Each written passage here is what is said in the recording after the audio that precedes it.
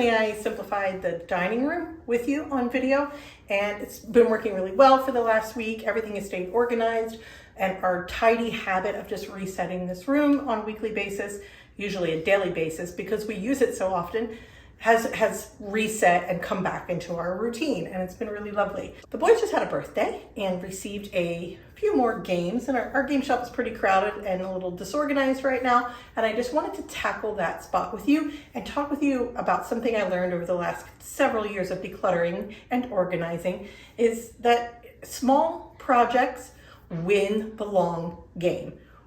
Decluttering and organizing a board game shelf is a long game step, a small project that makes a big impact on the long run.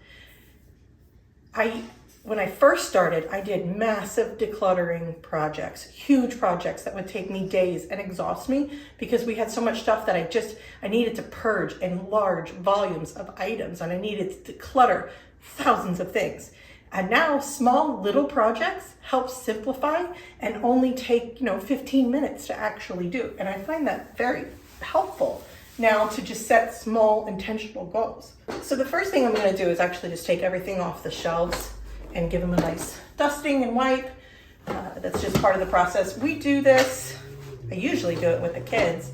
I asked them to take a look and see if there was anything in here that they wanted to get rid of. They said no, so I'm going to have to work with what I have here. Over the years, I have done this project many times on this channel with you, and the reason is because this is an actively highly used system. We play a lot of games in our house.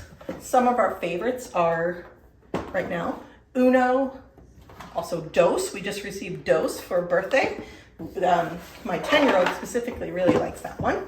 We like HedBanz. Mille Bornes is a big card game that we play a lot. Silly Street, Connect 4, Trekking is a big one for us, and then Clumsy Thief, Checkers, Pizza Party, that's this one. So we have a lot of favorites right now. And the reason that I keep them in their game boxes is because I like it that way. Over the years, many suggestions have come through in comments to simplify the organization of it using like zipper bags or just small little organization bins. And that I'm sure that's great, and it's a really good way to stack and see and keep them organized perpetually, and maybe someday I'll try that. But for now, we really like the game box. Plus, when we grow out of a game, I can just give this away to another family in the original game box, and I like that too. So of course, I could organize it without the game boxes, and then save the game boxes. But separating those things doesn't feel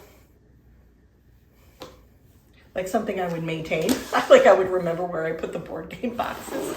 Thank you. Appreciate that.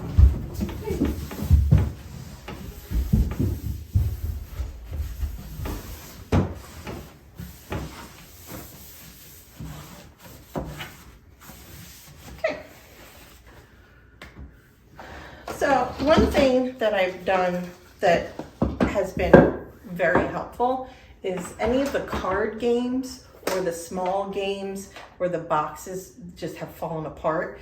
I have organized in these two baskets. I don't know where I got the black wire baskets, but the rainbow colored cases I did get from Amazon. They're photo box cases. I think it's like 5x7 photo box cases. And I just repurposed them as card holders. And then I used my label maker and just labeled all of the games. So our card games are all like this. And that's been really helpful because it's right up here at the top. It's easy for the kids to choose and put away. And I have to agree with the kids. Everything we have right now are ones that we do in fact play. So the question becomes, have we outgrown the shelf? And do I need to relocate some of these games or relocate the whole organization system to somewhere else in the house? We do play most of our board games here in the dining room. Apples, 2 apples. The kids love this. It does take a little while to set up. So what we've learned to do is, as each time we play it, try to rubber band them back together, or else they end up like this. But we just get a green stack and a red stack, and you can just play for a little while. They like it. We have the family edition of apples, 2 apples. I'm gonna find boxes that are similarly sized to that. HedBanz, that's a fun one the kids love. I usually make my husband play with that because I do not like the way the headband feels on my head. All right, sorry. That is also a popular one. Now I have a good rectangular space here for any rectangular games, and we do have a few of those. Operation is a new one. Let the generational shock trauma continue. Okay. No ball. Okay. Rivers, Roads, and Rails. It's like a cooperative, calm game. It's really all ages. What does this one say? 5+. 2 and 3-year-olds could, if they can match anything, they could do this. And it's 1 to 8 players. It's just you build rivers, roads, and rails until you run out of cards. Silly Street, big favorite. Boxes all ripped apart. You can tell the ones that are favorites because the boxes have been taped over the years. So how many points did you just get? 5. 5 spaces. All right, let's do it. 1, 2, 3, 4, 5. Good job. 2 to 6. How many red fruits can you name? Let's hear them. Okay. And that is for each answer 1 space. Each answer 1 space. Okay, let's go. Okay. We don't cherry, 5 max. cherry tomato, apple, tomato. Let me calculate. Floor is Lava. They just played this like 2 days ago. The box is missing pieces. I bet this could go in a better container because this is the size of the pieces. I bet I could find a smaller container for that to work better. So note to self, when I'm flopping around at the thrift stores or I see something on sale. See, like that box is so awkward. I usually just end up putting it to the side because I just grab it and play it. Okay. I'm going to continue with square boxes here too. Okay. Trekking the World. Really good one. It's usually just my oldest and I play that one. And my oldest is 10 now. My middle is 8 and my youngest is 7. Trekking the national parks. All 3 of my kids play this one. That's a fun family one. It's 2 to 5 players, ages 10+. I disagree with that. My 6-year-old plays and wins and does really well. So yeah, that's another good one I would absolutely recommend. So if you are shopping for birthdays or holidays and you have kids that are like 6 and older, Trekking the National Parks is a fun one. Yahtzee, classic, that's rectangular. I'm just gonna put that there. Blockus Duo. We used to have Blockus, the 4-player one.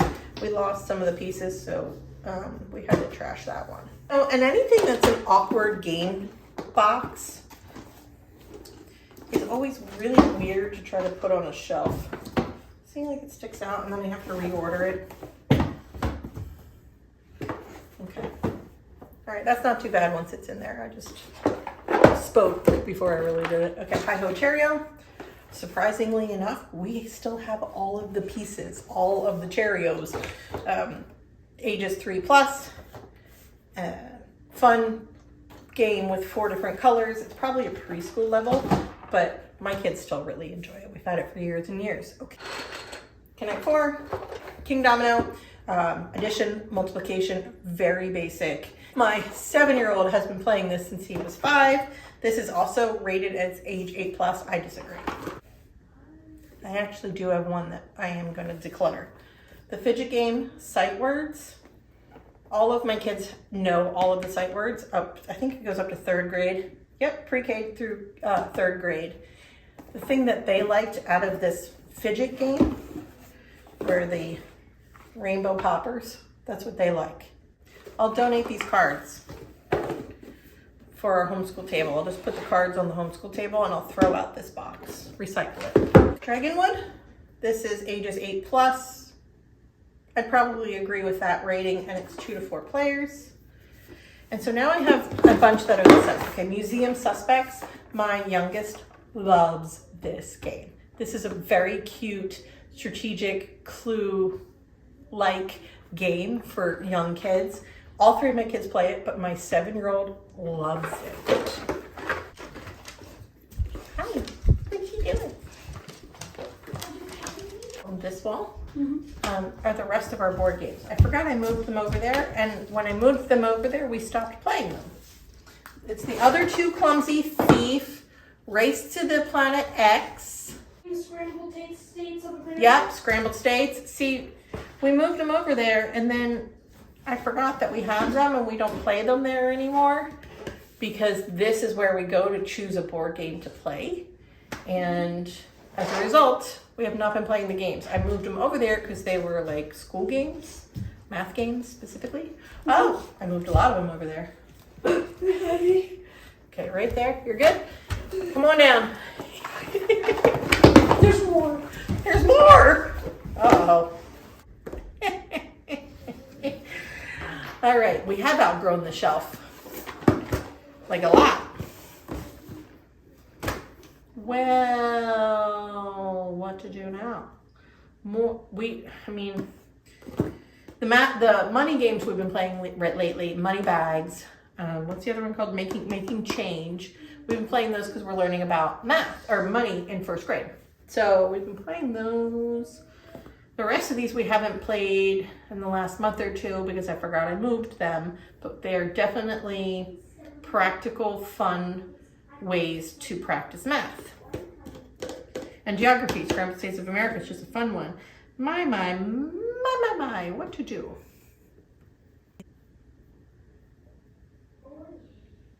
Less games, different organization. Less games, different organization. Because even though I might be able to cram every single one of these boxes in here some way, it doesn't make it easy and simple to get in, to pull a game out and to put a game away, which is a skill all of the kids have been working on and doing really well about. It's putting games away when they're done playing with them. So I want to make it easy and simple for them to do. So I need to just stop for a second. And this is why we do these little mini projects, so it can be intentional and simple and really get to an end result that works. Instead of trying to do the whole room, I'm focused on maximizing the simplicity and the organization of this, even when I am not in a space to declutter. And by space, I mean mental space. Let me just think for a sec. I don't know, putting it this way, my brain just doesn't work that way. It just, I don't know. It makes me feel like my brain is broken. I can't read the board games that way. Oi, oi, oi, oi, oi. Okay. We come here to shop. I need to really stop for a second and think, because this is, la-dee-dee, la-dee-da, la-dee-dee, la-dee-da. I don't know what to do. It's so funny to declutter and simplify for years on end and have a YouTube channel about it and then do these projects and get stuck. And that's the reason I make these videos, is because I feel like you might get stuck too. And sometimes talking these things through helps. There is space right here, but usually what I put here are the card holders, and we use these a lot. These are fantastic card holders that have 4 long rows. They're felt on the bottom. They have been tested. They are durable. And the kids use them all the time. I like them, especially when we play any of our card games. Okay, so I tried positioning a few things and still have all of this on the floor. And then I also remembered that I have games here on this little plant shelf as well. So I made some decisions. I pulled these 2 for donation. They're really past this now, basic simple addition and subtraction. I feel like all three kids really have mastered that skill and don't choose that game very often. They do play some swamp still, so I kept some swamp. And then we have 3 Unos. It's time to get rid of the one they play the least. Keeping it, it's great for vocabulary for all 3 kids, and it's fun. So I'm keeping that. It just didn't work out here. I emptied Trash Pandas into a case. There it is in the blue one. And then I decided I was going to donate the cards to my homeschool group for the fidget game and keep the fidgets. I have a fidget container over by their toys. Guess who I'm also on the fence about? Only because of all the broken doors. Whoever gets the blue board has to remember their questions for the doors that they can't put down. I think I'm just going to replace this. This went traveling with us and the doors got lost. They've been playing it this way. It just makes it difficult for whoever's on blue. So I'm going to replace this because this is a game favorite. So I am gonna just trash this. Maybe I'll keep the doors though for the next set as replacement doors. So maybe I'll do that. And then this is recycling. These are all the card games. First question, do we need 3 Clumsy Thief? I'm gonna say yes. This one is the most popular because it's the easiest for us. And then this one I think is up to 20, matching up to 20. And this one's matching up to 100, money up to 100. So this is another great money game for kids. All 3 of these are practical math skills that my kids are at different levels. Like this is my 1st grader. This is my 3rd grader. And my 4th grader is kind of past this, but my 1st grader and 3rd grader are working towards knowing how to do this properly. Sleeping Queens, big fan. Phase 10, Super Chews. Deluxe Uno. I'm thinking this could go in this pink one. So then we Uno Dos. Trash Pandas, Moves, Zap, Go Fish Alphabet. 10 fish. I still like Go Fish Alphabet because my 1st grader is still doing things backwards, some letters.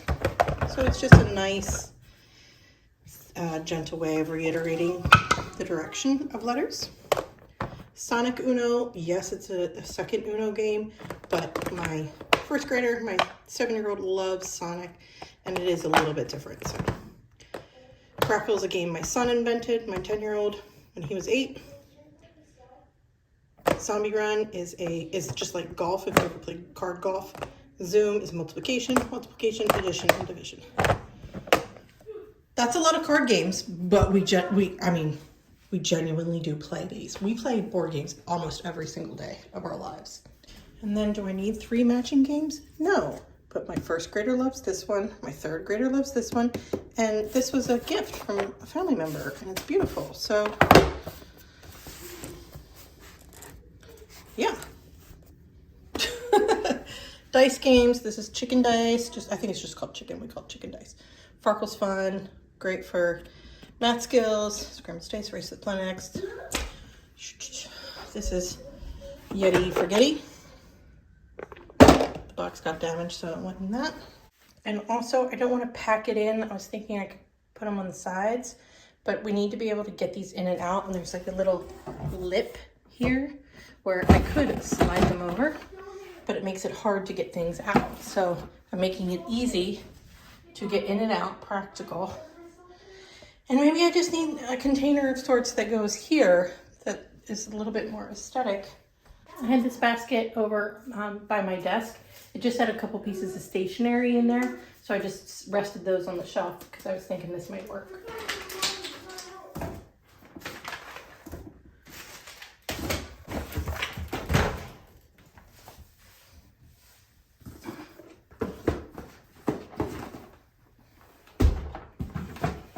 That's a little bit better. Flora's Lava is never going to make it on the shelf. I don't like leaving things on the floor. That's just been a personal goal, but because it just, makes it harder to vacuum. So it is what it is for now. That's just going to stay there. It's okay. It's okay. I am left with a problem. I want this clear. It's stayed clear, and I'd like it to be there that way. So now what do I do with card games? All right, I shoved them in the bottom, and now I've freed up the top. Okay, so now all games are in this room, on this shelf, and on this shelf.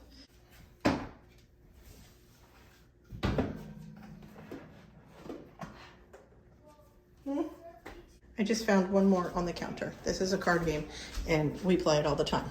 And of course, oh wait, can you shove it in here?